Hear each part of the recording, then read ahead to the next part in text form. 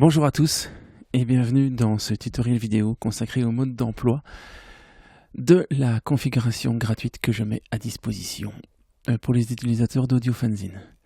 Alors petit point, petite parenthèse importante, je mets cette config gratuitement à disposition, mais je n'en ferai pas de suivi et je ne ferai pas donc de support technique.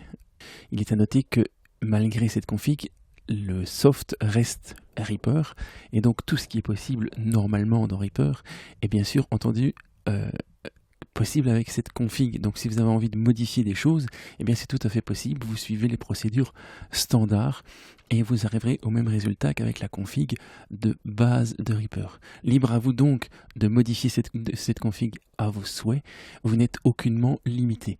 Vous pouvez bien entendu faire tous les updates de Reaper et des extensions SWS sans aucun problème, vous ne perdrez pas cette config. Si d'aventure vous réalisez des modifications dans cette config et que vous souhaitez l'exporter pour pouvoir l'installer sur une autre machine, vous pouvez aller dans les préférences, générales, export configuration, et vous exportez donc l'intégralité de votre configuration modifiée. Voilà, on va rentrer dans le vif du sujet, on va commencer par voir comment configurer son matériel. Donc lorsque vous avez installé ma config, donc d'abord installer Reaper, ensuite installer les extensions SWS et installer la config, vous vous retrouvez avec un écran qui ressemble normalement, si tout s'est bien passé, à ceci. Alors je prête votre attention sur la largeur de la résolution de ma config. Eh bien, vous constatez ici que dans une résolution normale, vous avez en premier bouton situé au-dessus ici File Project Settings et en dernier bouton CPU. Si d'aventure vous aviez une résolution plus basse d'écran, eh bien voilà, je vous déconseille d'utiliser cette config en l'état.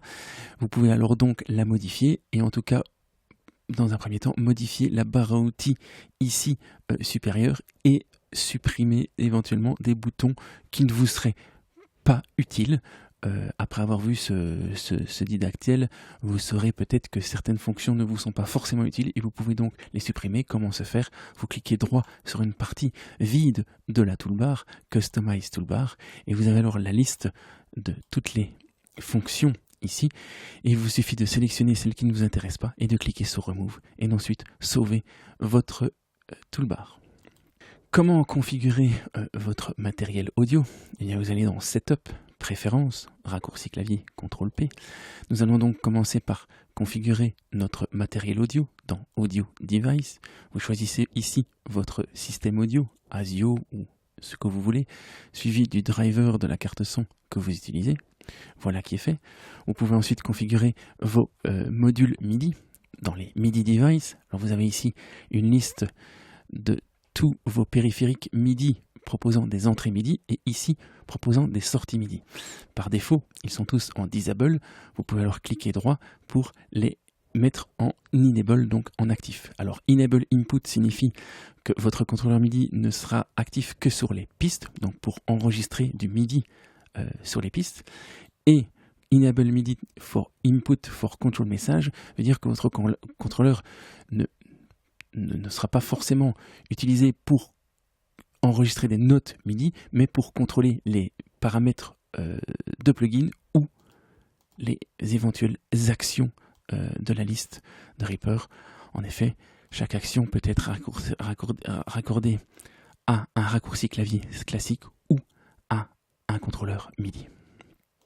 Vous pouvez bien sûr avoir un contrôleur MIDI qui est à la fois Enable Input for donc Enable Input standard plus Input for Control Message, ça ne pose aucun problème.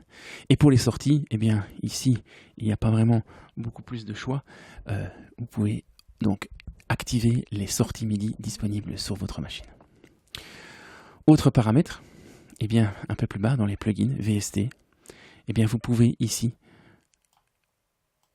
identifier votre répertoire où sont stockés vos différents plugins. Donc vous cliquez sur Add, vous sélectionnez votre répertoire de plugins au sein de l'arborescence de votre ordinateur. Vous cliquez ensuite sur Clear Cache Rescan.